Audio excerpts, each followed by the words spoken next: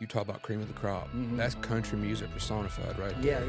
and we were there. Actually, Hauser and I was up for Song of the Year at the CMA Awards. Well, I think you're doing young Brice pretty proud of it. Well, I hope so. I like.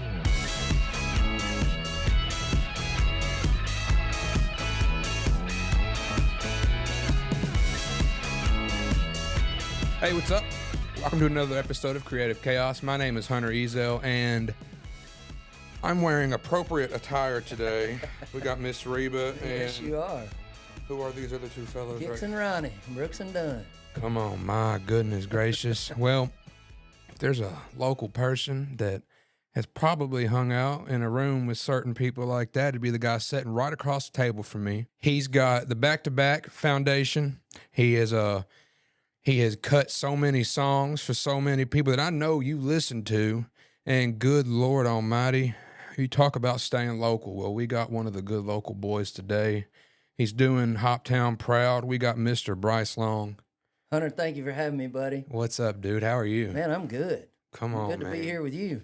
I was really just talking about to a lot of people, specifically my Aunt Sandy. I said, we should get some good local people. You know, I want to have people like Bird Dog on. Sure. I want to have people on, like past brides that I've had, but people that are giving back to the community as well. And you're doing a real good thing, man. I love it. Buddy. I love it. So Thank you. what you been doing? Man, you know, the grind, same old thing, just Do I know a writing, thing about playing, singing, you know, that? Yeah. hustling. I mean, it's just, Yeah. it's the game. We all do it. We You all do want to it, go I do in. it. We all want to go and work for ourselves, and then we get there. And, you know, my idea behind it all is like, I want to work for myself. That way, I can work less, and I end up working 20 times more. Oh, But it's all worth it in sure. the end. Well, nobody's going to want it more than you are. Yeah. So, I mean, that's part of it. Nobody knows what my view at the top of the mountain looks like. Sure. You know, Sure. I constantly think that. What does that look like for you? Man, it's been a good, you know, it's been a good run. I've been very blessed. God's been very good to me. He's given me a lot of opportunities to do what I love to do, and that's create music and play and entertain. And, you know, to think about places I've been, shows I've played, people I've worked with. I've worked with the people on your shirt. And just, you know, have that opportunity to create and you know, be successful, like you said, working for yourself, but be successful doing something that you love to do. Yeah. You know, it's a hustle. It's a tough business. It's all the, you know, things that you think it is, but it's very rewarding as well at times. I really, you know, I all the time people are like, Hunter, you seem like you don't get tired. I said, dude, these bags under my eyes, they're Gucci, okay? They got to be worth something. I'm up night and day. It's like I wake up every morning and I never know what I'm going to wake up to. I'm sure you're the exact same way. You never know who you cross paths with, who's listened to the stuff you wrote. Sure. You know, it's just nuts. But Sure. let's go back to the beginning. Were you involved in the rodeo, Man, farm life? Yeah, I mean, all that stuff. You know, I team roped for years and all over the country, from Vegas to Texas to wherever. And that part of it I love. And it's you know, there's probably one thing that I might love as much as music, and that's horses and roping. Yeah. But yeah, I mean, I grew up around the cattle and horses and farm work all my whole life, you know, from tobacco to whatever it was. I mean, we my dad farmed and had cattle, and we worked a lot. I mean, that was part of it. I mean, anybody and everybody that's around this part of the country knows, you know, it's a farming community. And I was no stranger to the long days in the sun. That's a grind that don't stop either. No. Trust me, especially being in a town like Hopkinsville, man. bet. Like, people's livelihoods around here depend on You bet. all that stuff, you know, like night and day, you know, everybody, especially the weather we've been having. I had David Powell on a couple weeks ago, and, you know, I just know, like, weather's got to really just, you're gonna be a lot more sad if you're a farmer, if, you know, all the rain we've had around here. Oh, yeah. But I get it, man. So what prompted you to, like, jump from that into the music industry? I've always loved music ever since I was a kid. Little, my grandmother played piano, and Dad's whole side of the family, you know, kind of played and sung.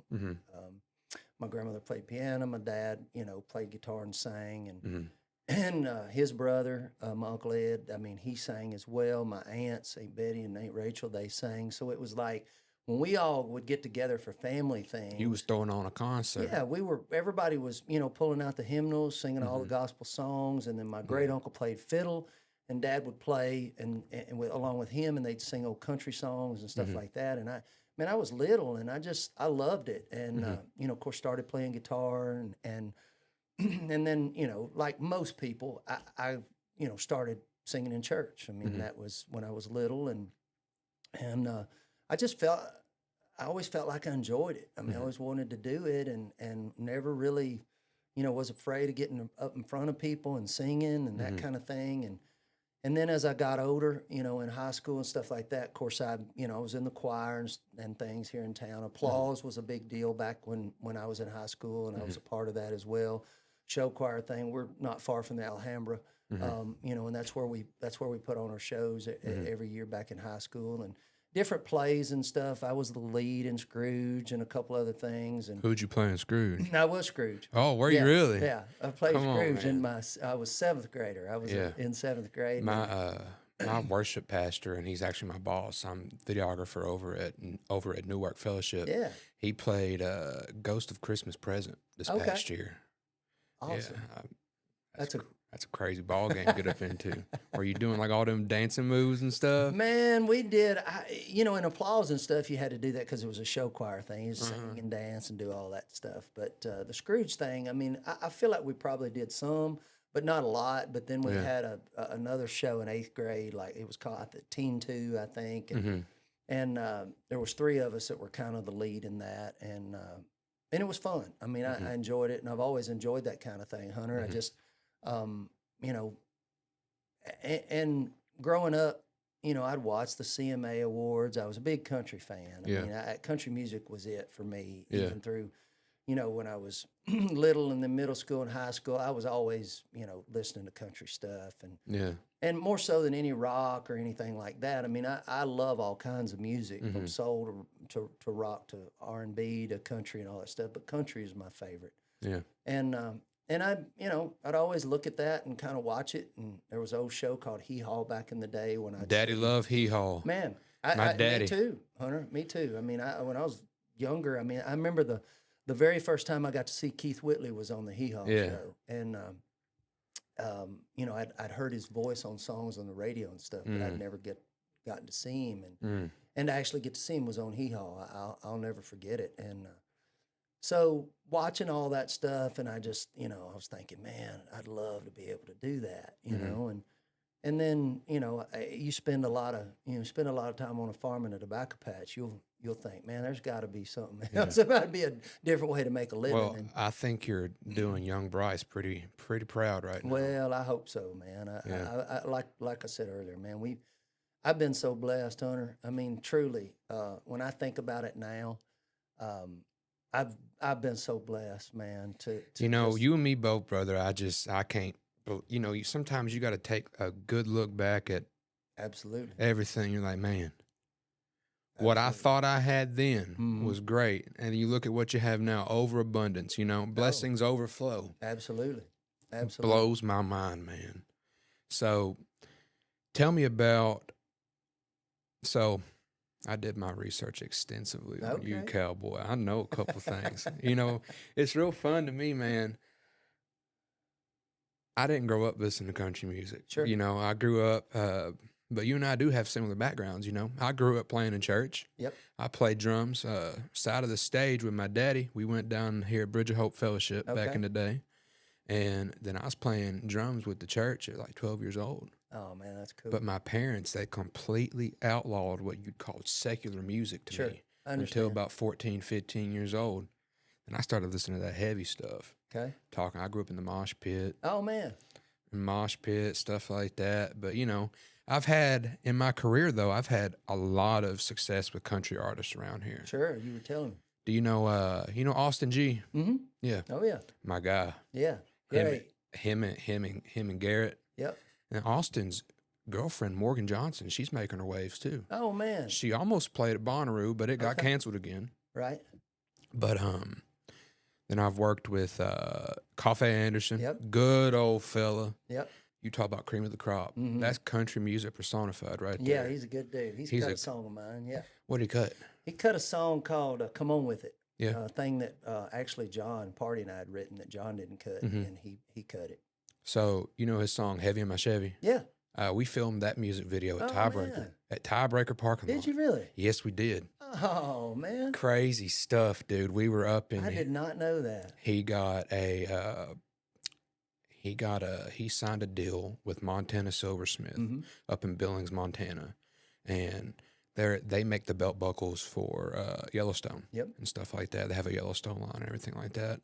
And he called me. He always called me Ezell because of the movie Friday. He's like, Ezell, what are you doing? He's like, let's go to Montana. I said, all right, bet. And so we went up to Montana. We were driving back from Montana Silversmith headquarters. And he's like, hey, let me play a song. Talk about heavy in my Chevy with the windows down. And I was listening to it. I was like, you know, this sounds like small town anthem right here. He was like, what do you mean? I said, well, for context, me and my friends, we would all hang out, which you might have done it too. Me and my friends, we'd all hang out in the mall parking lot. Oh, dude, we did too. Yeah, hang out in the mall parking lot. I said, hey. Between there and Betty's when I was here. But we moved from mall parking lot to Save-A-Lot parking lot. Okay. And Sonic, we got kicked out of Sonic. My buddy Peyton King, he called up Carter Hendricks. He said, is there anywhere we can hang out? He said, Debo. So we hung out at Debo. But, you know, I said, Coffee, you need to come to Hoptown, shoot a music video. So I put it up on the internet. I said, hey, music video shoot, Coffee Anderson. Next thing you know, about 20 Chevys pulled up. Oh, man. And we shot that joint. It was crazy. I'm gonna check it out. I had no clue that's what dude. Y'all did. Yeah, that's Tiebreaker so cool, parking lot. I had there's a good buddy of mine. His name is Mason Geiger. He had an old, like, I don't want to put a date on it, but it's an old square body, and he like redid it. Mason's my guy too. You're talking about how you've been to all 50 states. He took us to the last state he had to visit, and we filmed him crossing the state line in Idaho. Oh man, he's a good old fella. But hey. So you moved to Nashville when? I moved to Nashville in '93. Yeah. Yeah, to finish school, I finished school at MTSU, '93 to about summer '95 and graduated, and then and got my first deal in '96. What was that? With Reba. What was that? Reba. Starstruck. Yep, that was my first. Good night. What's she like? She seems like she's just America's sweetheart, ain't she? She's the best. I mean, she is everything you'd think that lady is. She's that, and then she's awesome. I tell people, I've been fortunate enough to meet a lot of famous people in my time doing all this. Sure. And I'm not biased by any means to a lot of people. Like I said, I told you, I grew up in the mosh pit. Right. But country music stars are the most down-to-earth people you can meet. I agree. Without a shadow of a doubt. What you see is what you get. I agree. Especially, you know, people like Mr. Jelly Roll. Oh, yeah. Big old teddy bear. Yeah, man. Big old teddy bear. Yeah, so I'm very thankful for where he's at, too, and what he's, absolutely. What he's got. That's Antioch right there. That's Antioch. So what was that transition like going from farmland to Music City? Well, I mean, it was different. It's not, I've watched Nashville change tremendously. It's not what I have too. It's not what it was now. I mean, not what it is right now. Back then, it was totally different. I was telling people back in 2016 that Nashville was going to be Southern LA. You know, I've been saying it for almost 10 years, and I could imagine, you seeing that change from '93 all the way up to now. I bet it's got two different times. Oh yeah. I mean, it's, just in the last 10 years, but honestly, because I'm in and out of there every day, it changes in a month. It changes because there's so much new stuff going up, buildings and this and that. New stadium. Now they're working on the new stadium. And yeah, it's, I mean, it didn't resemble anything in '93 that it does now, but it's always been a great town. I mean, it's still, as big as it is now and as much, growth as we've had and restaurants and people and all that stuff, it's still got a small town feel to it. To me, more so than like in Atlanta or LA Yeah. or San Antonio or Dallas or any. I'm just trying to think of towns that Nashville, pretty close size wise, I'd but say it's like Austin, Texas is a good idea yeah. too. You No, know, it's grown a lot. That yeah, Austin in the last yeah. 15 years That's the has grown comedy a lot. capital of the world. Oh, I really? had no I idea. didn't know that I either. had no idea about it till I started watching a show called Kill Tony. It's Uh-huh. also a podcast. It's Tony Hinchcliffe, and he brings on a bunch of different comedians. But like, if you're lucky, like if he pulls your name out of a bucket, it's Uh-huh. kind of like The Voice, you know. Oh, okay. Go on, you got 1 minute. Yeah, Oh, it's blown really? up, For man. comedy? It's awesome, I dude. gotta I check it watch it. out. I watch it all the time. So your first deal was with Reba. Yeah, my first deal in '96, Starstruck. My goodness And gracious. I interned for them. Like I was a tape copy guy, and then they hired me for a little while as a tape copy guy in the publishing company, which means I made back then it was cassettes. Man, I was running cassettes off of a lot of the other writers' songs so they could pitch them to artists, and that's what I was doing. And working in the publishing company, and through that I met a lot of great writers that I was fans of. And Daryl Worley, the first time I ever met him, we lived together for about 6 years. Oh, did you really? And Daryl and I mean, I met Daryl the very first time there. I was the tape copy guy at Starstruck. And then Dude. shortly after that, there was a guy who I met here actually, Clarence Spalding, who went on to manage Brooks and Dunn, and Jason Aldean, Terry Clark. I mean, a ton of great artists. Rascal Flatts for a while, Reba for a while. I met him when I played a show here in '90 with Eddie Rabbitt and Alan Jackson. And he saw me that night and gave me his card and asked me to call him. And so my dad and I drove over to meet with him. And he said, man, I think you should really take it serious. I think you should move to Nashville. I think you should give it a shot. And it took me, 3 years from then to do it, but I did. And Clarence has always been a dear friend, and still to this day, he's been just so good to me. And they were working on the first Brooks and Dunn Reba tour, and I was working in the tape copy room at Starstruck, and he came in to meet with Narvel, Reba's husband, and he went upstairs and said, "Hey, do you know that kid that's down there in the tape copy room?" And Narvel said, "Yeah, the Cowboy kid down there." And he goes, "Yeah, do you know anything about him?" And he said, "Oh, we love him. I'm glad he's here." And he said, "Man, have you ever heard him sing, or do you know anything about him?" And he said, "No." And he said, and Clarence told him, he said, "Man, you should talk to him." So shortly after that, Narvel invited me up to his office, and I played a couple things for him in the room, and then I went down, and he said, "Man, go down and meet with the head of our publishing." And I knew everybody over there, but they didn't know that I was a singer, writer, any of that kind of stuff, because that wasn't something you did, is talk about that part while you're working there. Yeah. But I mean, like Faith Hill, she worked in Reba's fan club. I mean, she was back there working in a fan club and never said anything about being a singer and stuff. We all got to either. start somewhere, man. Oh yeah, absolutely. Absolutely. But out of that, I mean, he, we talked, and I played him some songs and this and that, and they ended up giving me my first writing deal. Dude, that's incredible. It was amazing. It was a good place to start out. Good place to be. Good place to start out. And Starting out with Reba's nuts, man. Well, it was a good spot. She had a lot of good people working for her. I was around a lot of great writers. The people running the company were fantastic. It was just a class act, and I got to learn and meet a lot of great folks. I always appreciate those people who take a chance. Absolutely. On them guys, Yeah. I always think back to, Brooke Young. She used to be the tourism head here in Hopkinsville. She never took a chance on me. She gave a little 20-year-old Hunter Ezell an all-access pass during the solar eclipse. I wouldn't be where I am today. So I attribute a lot of my success to the people that took a chance on me. Oh yeah, I think we all have to, man. You got to give people their flowers, man. You got to give people their flowers. That's nuts. Yeah, you bet. So you had a number one, didn't you? I've had more than one. How many? Well, I haven't had but two of them, but one of them should have been that was, stopped at two, and but I've been blessed, man. I've had a lot of great success, radio success, and hits and cuts, and I mean, it's yeah, and they're hard to get, man. There's a lot of things that have to line up on the the charts too. That's a lot different than It's so crazy how many books you see on the bookshelf that are New York Times bestsellers. It's a lot harder getting a song on number one. Well, any of that stuff, man, you just got to think of the amount of books that get written, and few of them end up on the bestseller.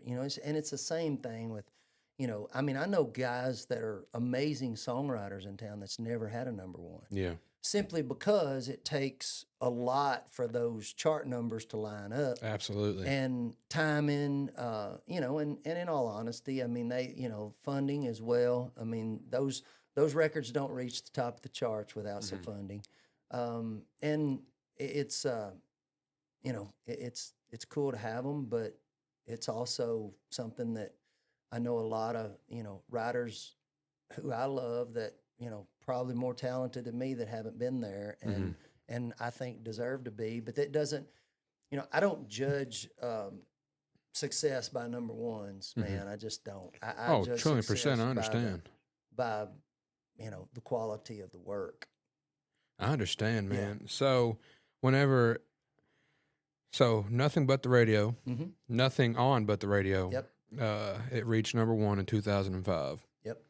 Can you walk me through how that song came together? Well, we wrote that song, Byron Hill, Odie Blackman and I wrote that song together, and we were working on a project for me. I mean, we were trying to get me a record deal. Yeah. They were producing, and we were writing songs together, and Byron he was very successful at the time. He's written some amazing songs, had several hits and number ones, and Odie and I met in college. He was, man, my very first class at MTSU was a mass comm class with, I don't know, 150 people maybe. And I walk in that class and I sat down in a chair, and he sits down right behind me. He's from Arkansas, I'm from Kentucky.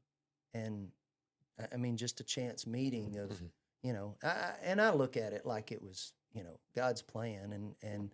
And I walked in and sat down, and he sat down behind me, and we struck up a conversation. And then later on, he got signed to a pub deal before I did, and then I got signed, and then we just kept working together and had a lot of success together. And so when we wrote that song, we truly felt like, I mean, that it doesn't happen all the time, but every now and then you have a feeling in your guts like, man, this is a hit. This is a hit song.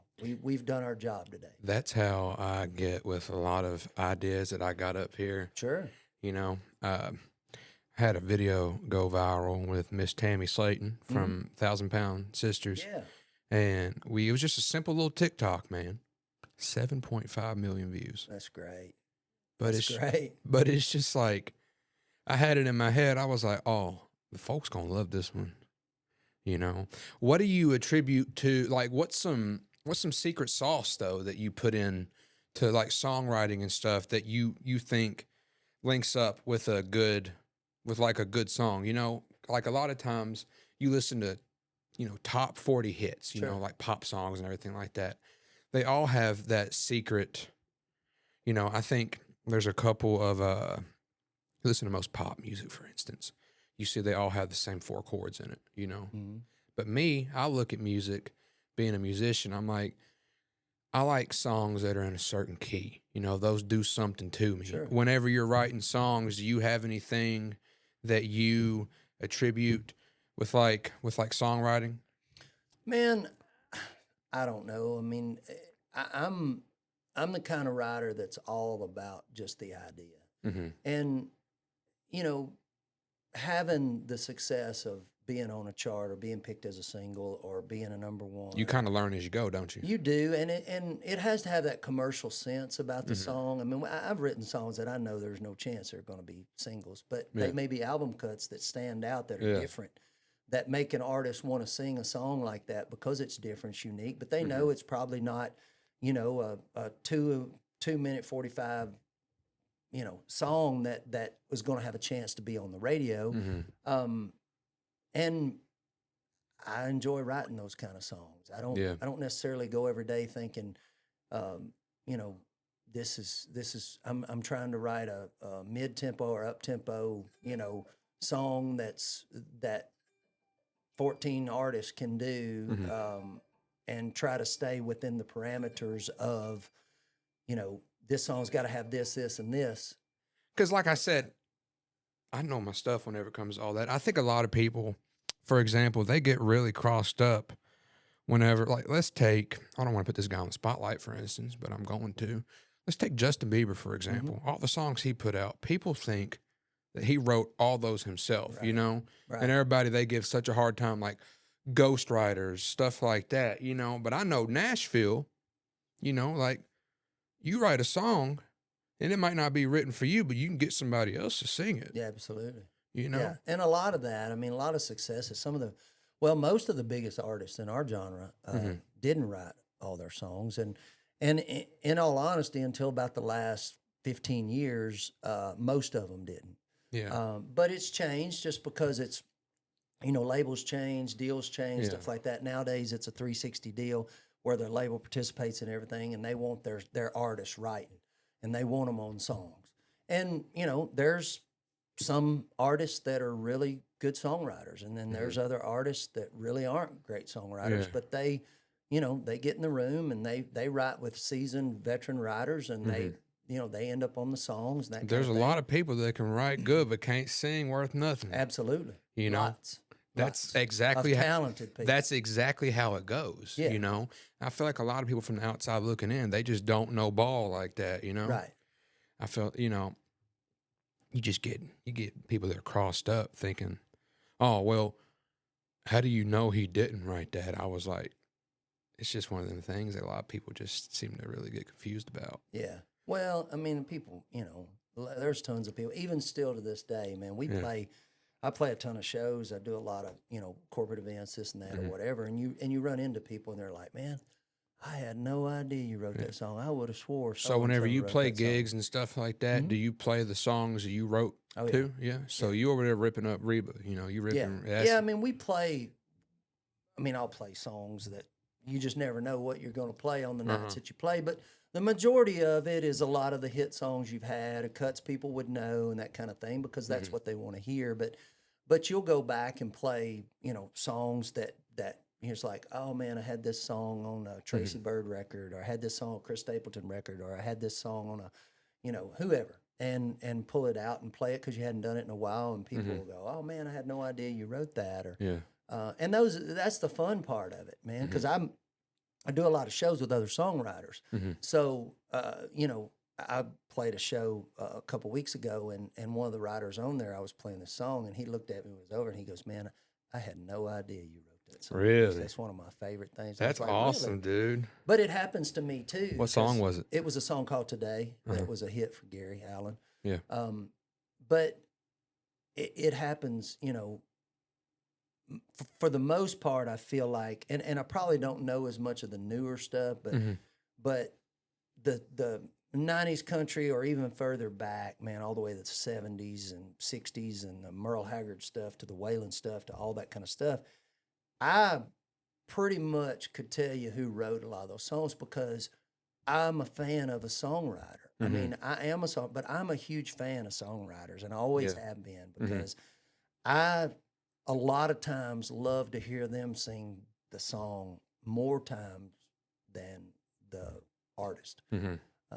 It's just different. It's unique. I like to hear the way they present it, the way they phrase it, the way they, you know, wrote it originally. And sometimes it's very similar to the record, but sometimes it's not. Sometimes it's really different. You got to go and you got to go up into them demos, and yes, you know, absolutely, songs sound extremely different from demos, man. Absolutely, Hunter. 100%. Goodness gracious. Yep. So, whenever we talk about writing hits and stuff like that, is there a consistent writing routine you have? Yeah, I mean, I'm signed at Sony Music Publishing, and they keep our books like, I mean, you know, kind of like you got a dentist appointment at 9 o'clock.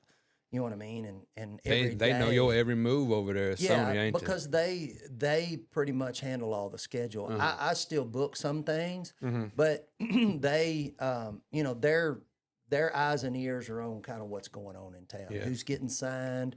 Who's maybe getting signed soon? Who's pretty hot that nobody knows yet? Yeah. And these days, especially with young artists, you want to get in on the ground floor. Yeah. Like I wrote with Lainey before she ever had a deal. Come on. You know, and she cut a song we wrote before, and I mean, and I knew her, and you know, just like they did with me when I was young, like writers gave artists an opportunity, give them a chance to get in the room with them, and you know, I had hits, but yet I had somebody that said, "Hey man, you should write with us, Lainey Wilson. She's really great." Come on. And I said, "Okay, great, I'd love to." And I did, and we, you know, she's still one of my favorite people. She's everything everybody thinks she is. She's probably one of the most down home, beautiful, wonderful, inside and out girls I know. And she's still a dear friend. I mean, I could text her, call her, whatever, still to this day, because she's that kind of person. Well, tell her come on the pod.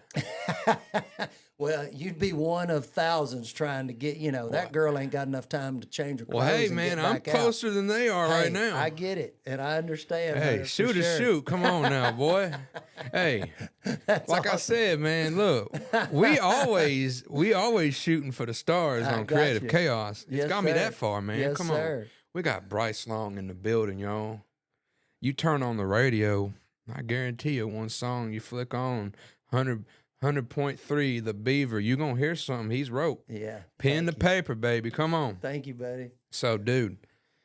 But those opportunities we get as a writer, you know, a lot of times are facilitated by our publishers, but then they're also facilitated by us as well, because, you know, I may be out playing somewhere and some young artist comes to see the show or whatever, and they're like, "Hey, man, I'd like to meet you, this and that, and man, I would love to write with you," or whatever. And we get, you know, we get asked a lot, and sometimes we end up writing with them, and sometimes we don't. And there's been ones I've missed, man. I mean, there's been artists that I've missed that I didn't get to write with early on, and then because these days it's gotten to where it's pretty. The only way I know to describe it's pretty campy in town, and it's like you want to be in a few camps as a writer, because That's not the first time that I've heard that either. yeah, well, I'm sure, because that's the way it is. I mean, I'm sure Coffee feels that way too. Is that, you know, his boys that are close to him. Yeah. And that's, you know, when I met John Pardi for the first time, man, and we become really close friends and buddies, and that was a cool meeting, because I honestly, the very first time I sat in a room with him, and I don't get this all the time, but I truly felt like he was a star. I mean, I thought, man, there's something really awesome going to happen. Got that electric feeling, like he was in there with the most electrifying man in sports entertainment. Yeah, absolutely. And it's and that kind of thing made me want to stay hooked to what he was doing and keep writing with him. And through the years, it's been very successful for me, and he's been an amazing success. And but having those opportunities, whether it's through my publishing company Sony or successes I've had in the past that make people aware of what I've done and the songs I've written, that get me in rooms or get them in rooms with me, is kind of the way it works these days. That's awesome, dude. So you're talking about people that you didn't like get to write with, but you wish you had. What's some of your ones that got away? Oh man, I've known Luke forever, Brian. I've known him for years, and I had a deal right when he was starting out, and we were buddies. We did a couple radio things together and this and that, but man, I never did get to write with him, and I should have, because Luke's such a good guy, and he's had a ton of success, and he was just, just one of those things that you were that close to, and for whatever reason, that just the stars didn't align, and that was one I was like, man, I should, that'd have been cool to be Lock to be that close. down. Yeah, Come on, especially man. with the success Luke's had, and he's such a good guy. So we're talking about people that got away, but tell me about, you already mentioned John Pardi and them, but do you have anybody, like out of all the people that you worked with, you have anybody that you did a session with that you were like, oh man, we struck gold here? Yeah. I mean, I've done it with John. We had a #1 together, and wrote another single called "What I Can't Put Down" that was off his first record together. But I've had a lot of success with Randy Houser. We've struck gold a few times together. Yeah. And having the opportunity to write with with Randy, who's one of my favorite singers. But another guy early on that, you know, ton of success was Stapleton. Chris and I have written a lot of songs. Now that's together. Kentucky boy Yes, too, ain't sir. it? Yes, sir. What part is he from? He's from northern Kentucky, up around Pikeville, I think. Yeah. I may have that wrong. I'm trying to think. There's a lot of talent over there. Man, Tyler a Childers. lot of- yes, a ton of great talent that came. I mean, Patty them- Loveless came from there. Dwight came from up in that part of the country. Yeah. Of course, Whitley did. Skaggs did. I mean, Them, there's a ton. them Appalachian people, they Yeah. built different when it comes to yeah. that songwriting. Absolutely.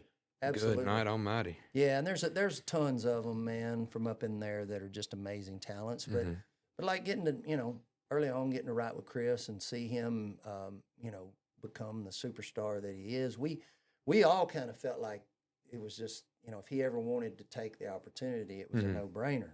Yeah. But he didn't want to do it for the longest time. 100%. He turned them down for a lot of years of making records, and then finally, he did and wanted to do it, and you know, everybody knows the rest of the story now. Trust me, I know. Like I said, I film weddings, and I hear Tennessee whiskey every Saturday at Dag Nabbit. I guarantee you do. But I tell you what, some people, they get that one song, man. It's like that's what you're known for forever. You know? And that song, man, that was written by Dean Dillon. And you know, of course, was a George Jones hit first, and then Chris's version of it's different, but it's so good. And we were there actually. Hauser and I was up for Song of the Year at the CMA Awards for like a Cowboy the night that Chris and Justin and Morgan them came out and sang that song, and it was, you know, definitely after that performance, the rest is history. Everybody knew who Chris was, and his career went on to skyrocket after that one performance on TV on the CMA Awards. So that's crazy. You mentioned Like a Cowboy. I was going to ask you about that next. Oh, cool.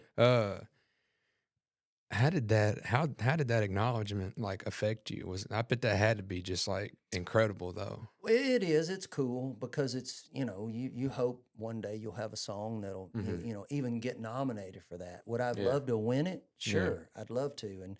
But we, you know, Girl Crush won that year, and which is another great song written by Hillary Lindsey, and we were, man, there were several songs. There was 5 of us up for Song of the Year that year, and all those songs were great. I mean, they were amazing songs written by some of my favorite songwriters, friends, buddies. But that song's hands down one of my favorites I've ever been a part of, and it was just Randy and I that wrote it, and he was looking for, you know, he was just looking for songs that he had actually asked out of his record deal where he was at the time.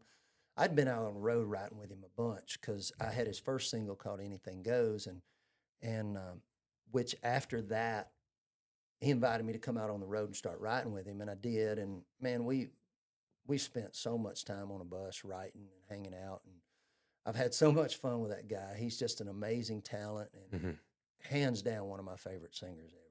But he's also an amazing songwriter too. He's not just a great artist. That guy's a real songwriter. And we've written a lot of songs together. He's cut a lot of my songs. He's cut songs that I, you know, didn't write with him, which is cool.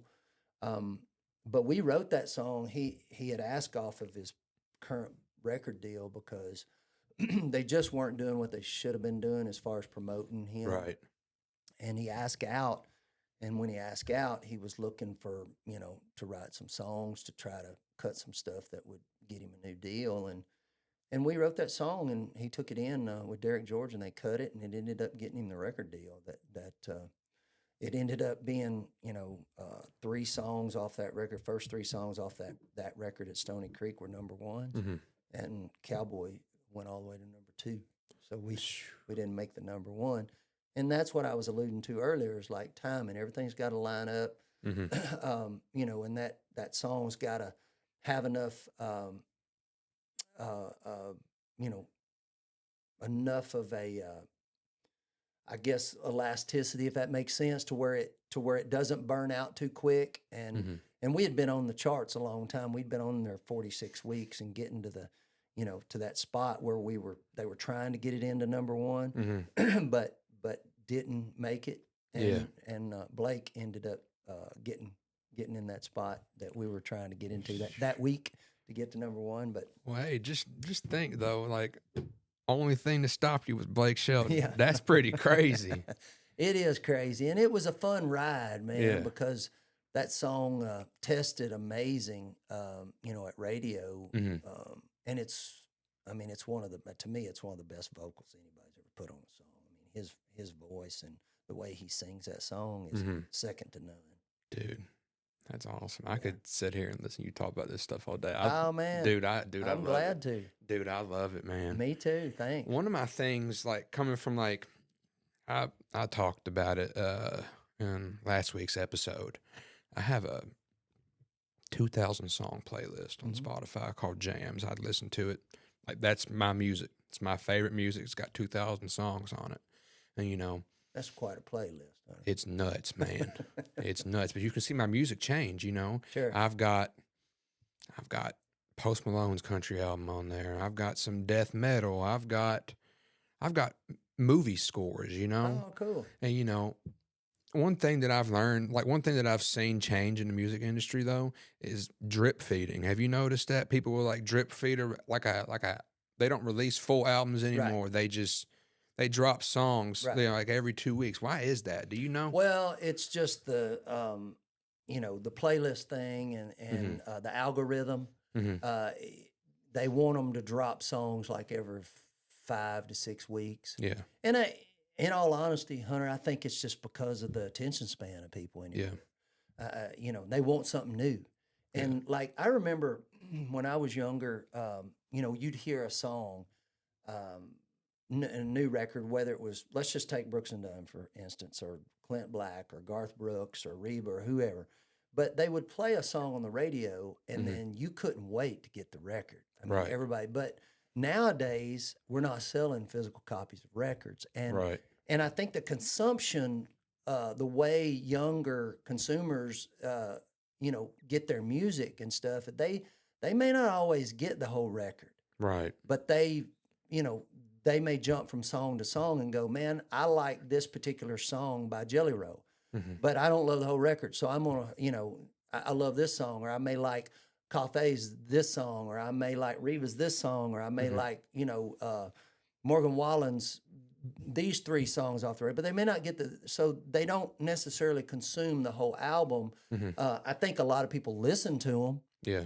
But they may just find certain songs, and that's what they're doing. They're putting out songs before the record, usually every few weeks. Yeah. But a lot of the artists that are still going to radio are working one particular song Yeah. at radio, but they may be streaming 3 or 4 different ones before the record comes out. And I think they do it just because the way people consume, and they want their music in front of them. Do you think there's every a little few weeks they put something else out? Do you think there's more of a precedence and pressure behind artists making sure that this is me speaking my lingo here, so No, forgive you're me. good.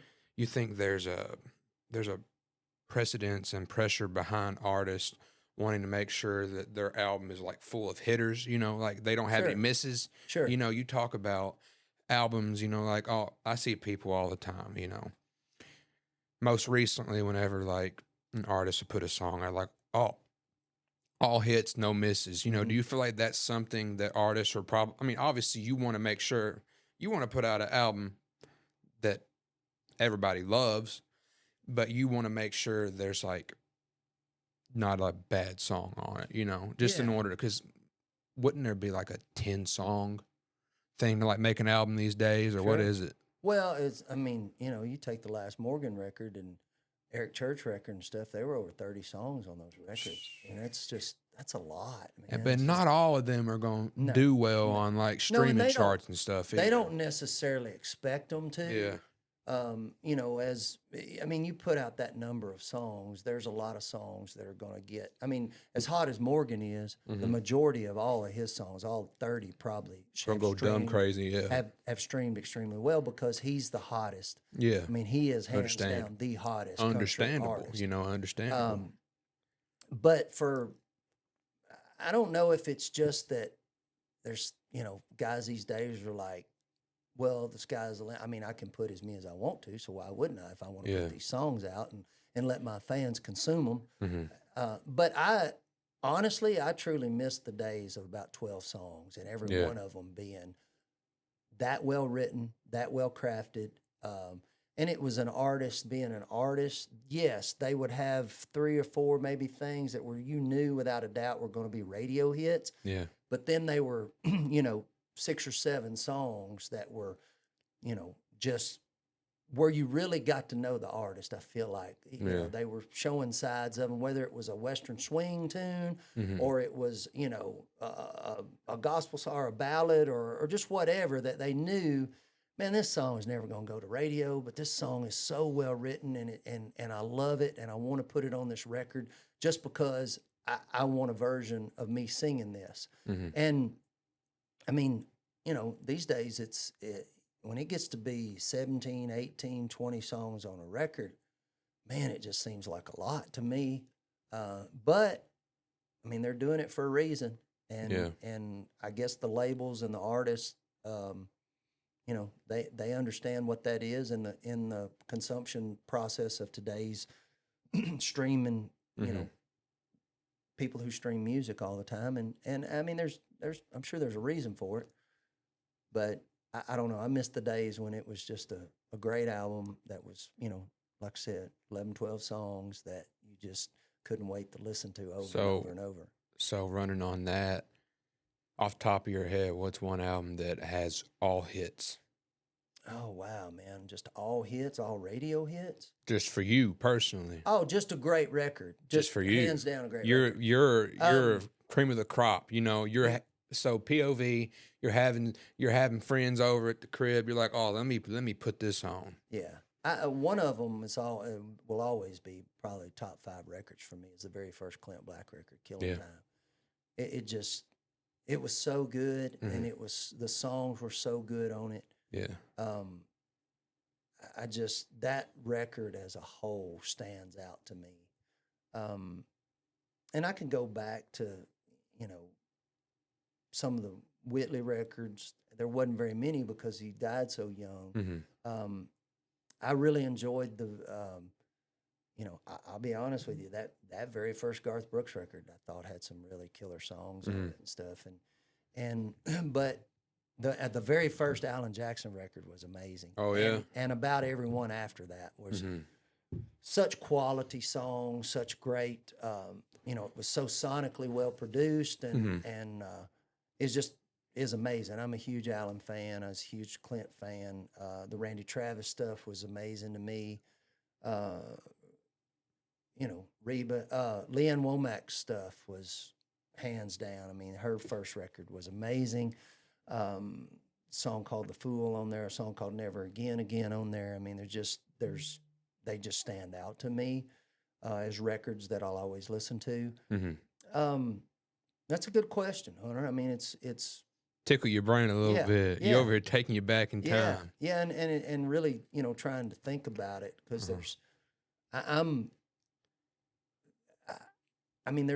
records that I go back and listen to, and I have to listen to the new stuff coming out. Yeah. But if I'm gonna dig in, and you're talking about your 2,000 song playlist, if I'm gonna dig in, man, it's gonna be all over the board of just real traditional country, from Haggard to Waylon to Gary Stewart to, Charlie Rich to Conway to, then Allen and Clint and Keith and, I know Gene Watson. I mean, just artists and records. You over here naming your Mount Rushmore right now, ain't you? Yeah, of songs and singers that the music that they made's timeless, and it will always be country. You talk about Post Malone, man. He, Post is such a big country fan. I mean, he grew up listening to that stuff. My man loved music in general. Yes. If he puts out, mark my words, he'll put out. He said he's putting out another country album. Oh, yeah. But I bet after it's countryer than the first one. And I bet after that, he goes heavy metal. And he may. I bet he can do anything he wants. Yeah, for sure. But if we're talking about you keeping up with the new stuff, look, I'm really digging in with these questions. If we're talking about the new stuff, what's one person or one artist in particular that takes you back to the old stuff, you know. Man, that's a no-brainer today, and it's Zach. I mean, Zach Top's owning I knew you was gonna say that. Zach is I owning knew you was gonna say mean, Zach Top. He's top of the list of owning Yeah. that sound. And I think a lot of people will tell you that too. Oh, yeah, totally. And I think, in all honesty, you know, before that, John owned that sound. I mean, he was traditional country artist that, you know, loved to have fiddle and steel all over his thing. But Zach owns that 90s sound. Man, he loves that stuff, and he wanted to make that kind of record, and people love him, man. People He's ate it hot, up. hot. One Right, thing, right, right. one thing about hot to the touch, I tell you. Yeah, he's amazing, and he's that talented too, Hunter. He can back it up. It's not, you know, it's. I mean, if you see that guy live, his playing is over the top, and his singing, everything about what he does it's legit, and you get it, and you know why. You know, something like that happens, and but the thing about it is there's more of that in Nashville, Tennessee. There's a lot more of that. That's Zach Top quality.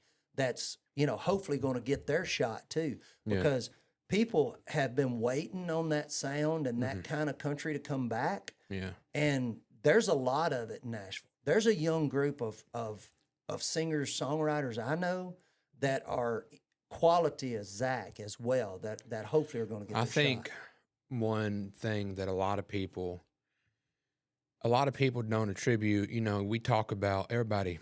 You get on the internet, you look at any country artist making a post, you know, like, you're like, oh, this ain't country music, talking about this, that, and the other. Sure. I think that riled up a bunch of young artists to say, oh, I want to bring that back. You know, I think if you want to see change, you need to be the change. You need to get after it, you know, and I think that's what Zach Top did specifically, is he was like, oh, he missed that old sound. He did it himself. Yeah, and he got, you know, the cool thing for Zach is he got the right opportunity too. There's a lot of people that have tried to do that before now that wanted to bring it back, but the timing wasn't right. In any business, Right place, right time, gonna get you further than anything. Absolutely, and that's what's happened for Zach. Not that he doesn't deserve to be it, and he doesn't. The cool thing is when his time all lined up with his talent, you've seen what has happened. Zinger after zinger. But there's been other artists that didn't, you know, timing and didn't get the shot that Zach's gotten, that wanted to bring that sound back too, and wanted country to be just, you know, like it used to be, or at least staying a little more true to the roots, if that makes sense, than it has in years past. But Zach, you know, it really lined up for Zach, and I think it's, you know, like I said, I hope, because nobody loves traditional country more than me, and I love to write those kind of songs. Right. So I hope that he's kicking the doors open for a lot more younger country singing artists in that truly traditional vein to continue to you know, get back on the radio airwaves and bring that sound back. That's awesome, that's what man. I'm hoping. Well, I love hearing it. So Me too. tell me about the BACK2BACK Foundation. You bet.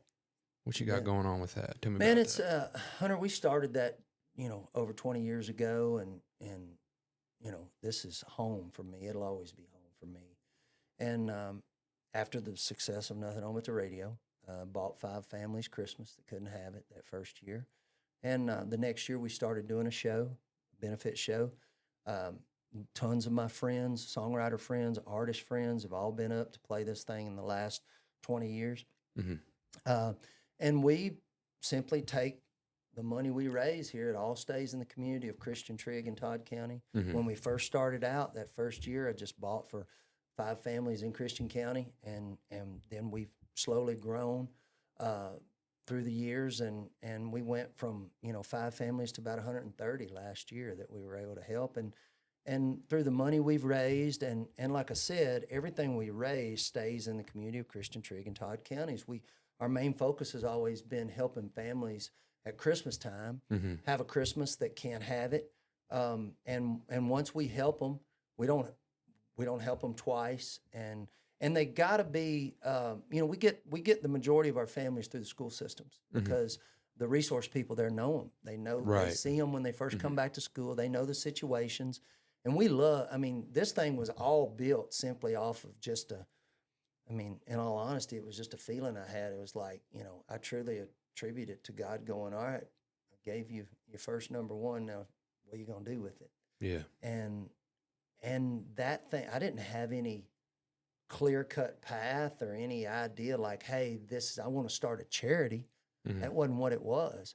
But through that first, 5 families of doing that, it morphed into what it is now. And the success has been amazing just because of the people in this community. I mean, I'm from, and you are too, from one of the greatest communities in the country, man.